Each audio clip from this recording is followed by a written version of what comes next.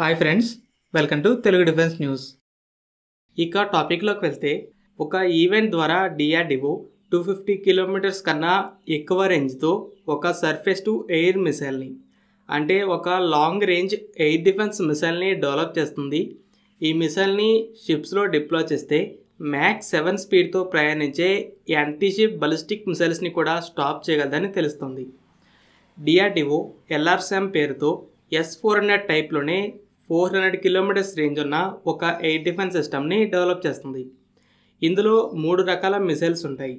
150 kilometres రేంజ్తో present ఉన్న Barack 8లో improved version, అలాగే 250 to 300 kilometres, 400 kilometres range ఉన్న మిసైల్స్ ఉంటాయి.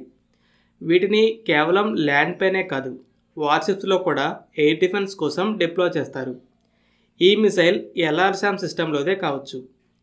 ఈ యాంటీషిప్ బలిస్టిక్ మిసైల్స్ని మొదట చైనా డెవలప్ చేసినా ఇప్పుడు బాగా ట్రెండింగ్లోకి వస్తున్నాయి.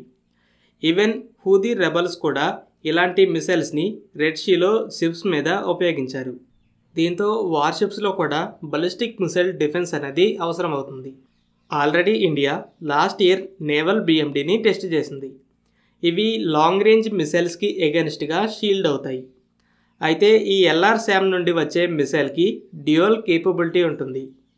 అంటే ఫైటర్ జెట్స్, క్రూజ్ మిసైల్స్ని స్టాప్ చేయగలదు, ఇంకో పక్క బలిస్టిక్ మిసైల్స్ని కూడా స్టాప్ చేయగలదు.